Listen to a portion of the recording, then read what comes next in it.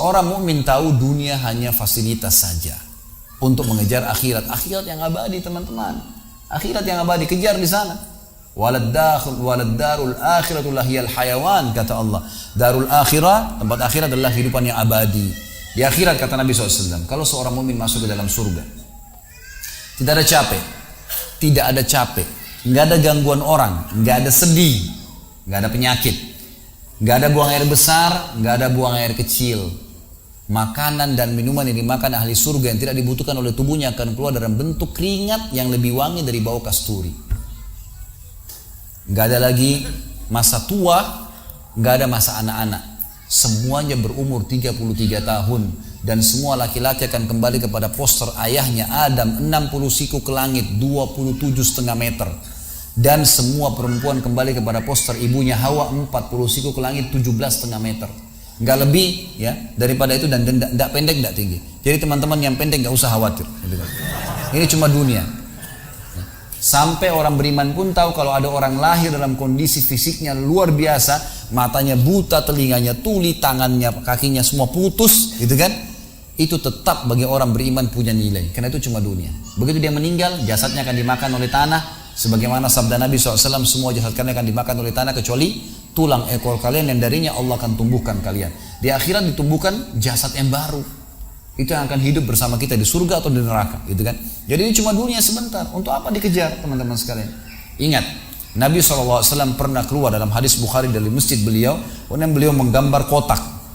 Lalu beliau mengatakan, inilah kotak kehidupan manusia. Seperti meja ini misalnya, inilah kotak kehidupan manusia. Lalu Nabi SAW menggaris dari luar kotak, di bawah kaki beliau, digaris, dilewatin kotak ini sampai melewati kotak tengah, di depan, panjang. Lalu kata Nabi SAW, ini angan-angan manusia. Ini angan-angannya. Angan-angannya melampaui kehidupannya. Lebih 500 tahun ke depan. Padahal umurnya cuma 60-70. Lalu Nabi SAW menarik dengan tongkatnya dengan keras dari sisi kanan garis kotak. Digaris dengan keras sampai terbongkar tanah itu digaris. Dan memutus garis tengah itu. Lalu beliau mengatakan, dan ini kematian yang akan datang memutus angan-angannya. Di Jakarta kemarin teman-teman sekalian, ini bukan nakut-nakutin, tapi di Jakarta kemarin begitu. Ada orang keluar dari mall, kisah nyata, bawa kresek banyak sekali, habis belanja buat keluarganya. Mobilnya Masya Allah mewah luar biasa, super lux, paling mahal. Parkir, begitu melihat tukang parkir, yarhamkallah, tukang parkirnya sangat senang nih, karena ini orang kaya, pasti kasih tip yang banyak gitu. Naik di mobilnya, di starter mobil, tidak pakai supir kebetulan, dia nyalain, mobil di depan ada, mobil di belakang ada, jadi terhimpit. Tiba-tiba orang ini atau starter mobilnya diinjak gas dengan sangat keras, mundur ke belakang, nabrak mobil di belakang, hancur total. Tukang parkirnya pun tadi jadi marah, Pak, apa nggak lihat, ngambil marah-marah. Tapi anehnya orang ini gasnya terus kencang, gitu ribut, gitu kan? Maka tukang parkir curiga, dibuka pintu, orang itu sudah meninggal dunia. Teman-teman sekalian, pernah nggak orang ini berpikir dia akan mati pada saat keluar dari mall? Kalau dia tahu dia tidak bakal keluar ke mall tuh. Di depan mata saya pernah ada orang meninggal di rumah sakit ayah saya. Kebetulan di Makassar beliau punya rumah sakit, dan itu di pinggir jalan raya. Sore hari subhanallah ada anak muda. Saya pas lagi di teras lantai 2 rumah ayah saya itu kelihatan jalan raya. Jadi kelihatan orang kejadian ini. Ada anak muda lagi pakai motor, waktu itu motor baru dia jalan. Jadi jalurnya 2 jalur gitu kan.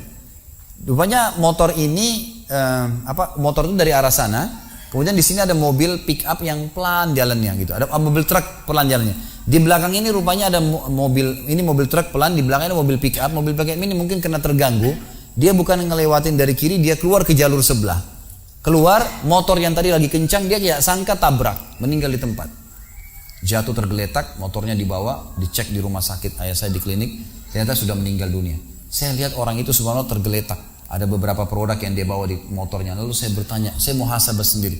Orang ini pernah berpikir nggak ya untuk keluar rumah tadi akan dia tabrakan, dia akan jatuh? Saya yakin tidak. Kalau dia berpikir dia tidak akan keluar dari rumahnya. Tapi begitulah ajal kalau datang teman-teman sekalian. Kalau datang tidak akan terlambat sesaat atau berkurang sesaat. Harus fahamin, gitu kan? Jadi jangan sampai kita berlebihan. Saya tanya teman-teman, Anda jujur jawab. Kalau seandainya Anda ke dokter, lalu kemudian dokter mengatakan, maaf Pak, Bu, umurnya tinggal 2 minggu menurut ilmu medis. Ini ada penyakit parah, tinggal 2 minggu, dokter nggak bisa obatin lagi. Kira-kira orang yang seperti ini sudah divonis sama dokter akan mati 2 minggu lagi. Nggak ada lagi, sudah kankernya, sudah tumor segala macam di tubuhnya, sudah segala macam penyakit. Nggak bisa lagi hidup orang ini. Kemudian ada orang datang, temannya bilang, itu si fulan ceritain kamu. Kira-kira dia masih mau ribut berkelahi? Itu orang tuh mau mengambil hakmu, masih mau mengebut lagi? Sudah semua? Enggak, sudah enggak mau tahu. Ini 2 minggu lagi mati. Semestinya teman-teman enggak usah tunggu vonis dokter nih.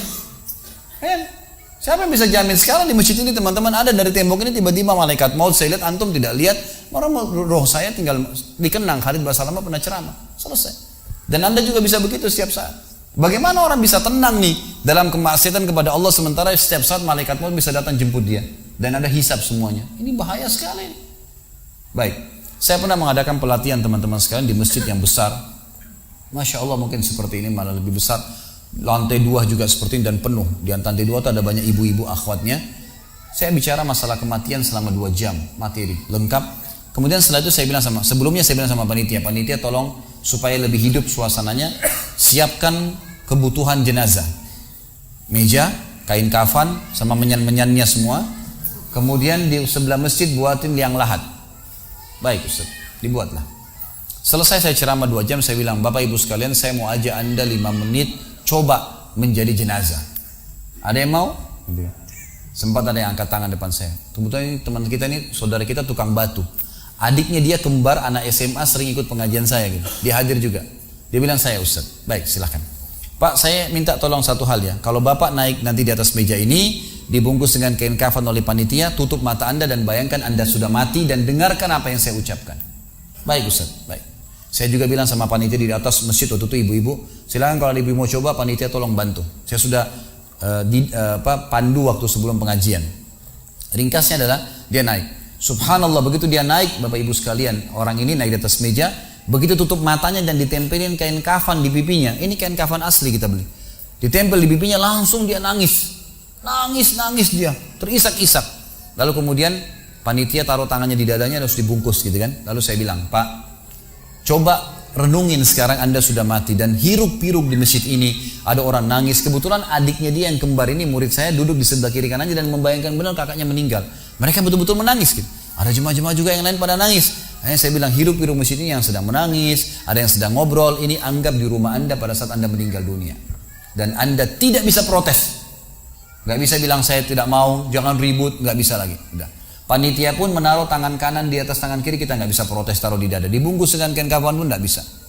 Baik, Pak, bayangkan semua peluang amal saleh yang semestinya anda bisa kerjakan, sholat malam, sedekah bakti dengan orang tua, baca Quran, sholat berjamaah, yang anda sia-siakan dan anda menyesal kenapa tidak kerjakan sekarang. Dan bayangkan semua peluang dosa yang anda tidak sia-siakan. Kesempatan zina, berzina, kesempatan dusta-dusta, kesempatan riba-riba, semua dikerjakan. Dan anda tidak sempat taubat dan Allah akan hukum anda sekarang. Itu Bapak Ibu sekalian, saya tidak karang-karang dia sampai nangis Bapak ini. Terus dia nangis. Lalu saya bilang, tolong panitia datangkan geranda jenazah. Datangkan. Baik Pak, sebentar lagi kami akan angkat badan anda di geranda ini dan kami akan bawa anda ke liang lahat sebelah masjid. Gitu kan. Diangkatlah dia. Saya bilang, Pak, renungin, resapi tubuh anda kesentuh dengan geranda ini. Gitu kan. Ditutuplah lalu dipikul. Lalu saya pandu pakai mic, saya bilang, Pak, inilah detik-detik terakhir anda bersama kami. Terus sesalin perbuatan-perbuatan dosa yang anda pernah lakukan, peluang-peluang ibadah yang anda sia-siakan.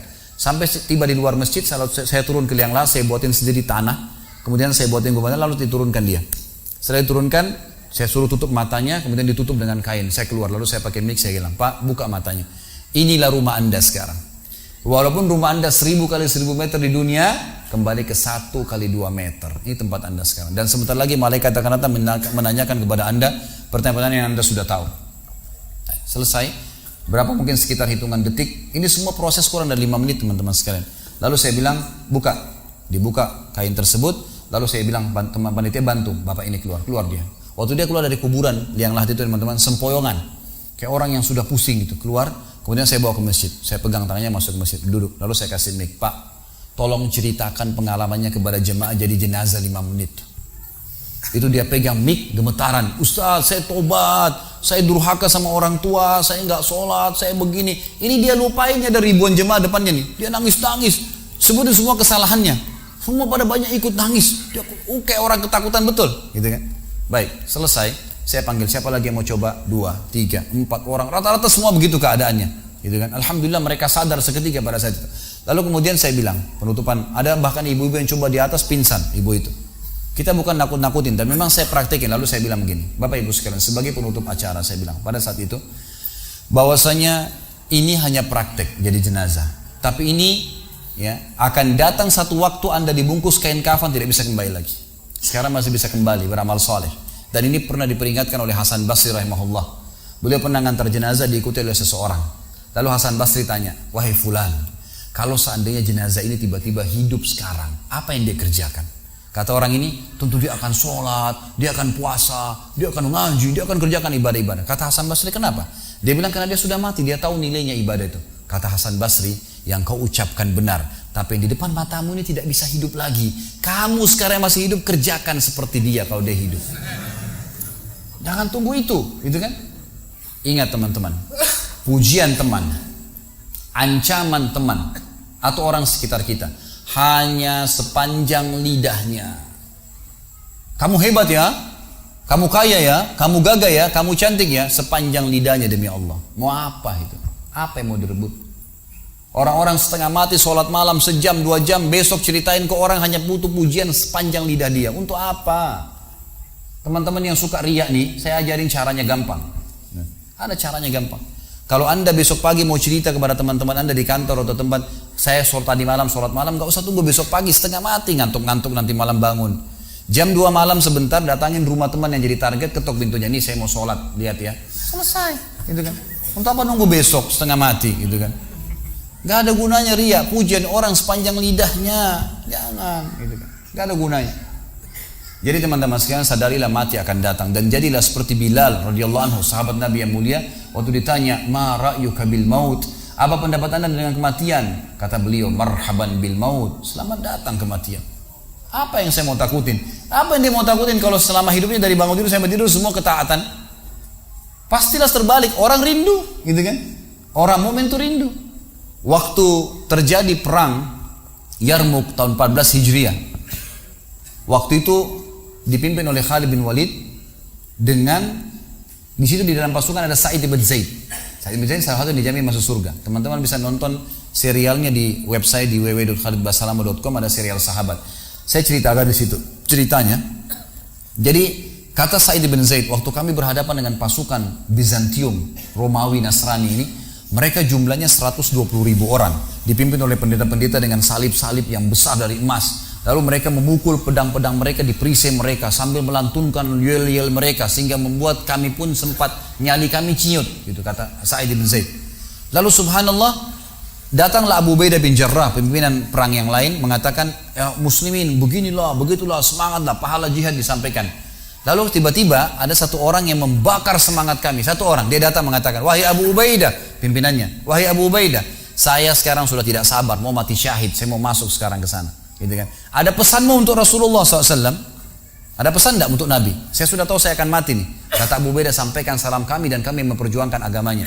Orang itu pun masuk ke musuh sendirian, menembus musuh tersebut sampai mati syahid. Kata Sa'id bin Zaid, waktu saya lihat semangatnya orang tersebut dan tahu yakin dengan janji Allah benar, maka saya loncat dari kuda saya lalu saya tunduk, kemudian saya membaca Allahu Akbar, lalu saya menyerang musuh. Semenjak itu rasa takut saya hilang dan akhirnya kami memenangkan peperangan. Jadi memang teman-teman sekalian, mati itu akan dilaluin. Dan memang mati sebuah pintu, kita harus laluin. Tanpa mati tidak bisa. Tapi orang beriman tahu, mati itu justru kebahagiaan buat dia. Karena semua yang bertahun-tahun dia kerjakan, dia akan panen di sana. Semua kehidupan abadi ada di sana, maka dia rindu dengan mati. Tidak perlu takut, gitu kan? Toh akan datang. Jadi harusnya difahami masalah-masalah seperti ini.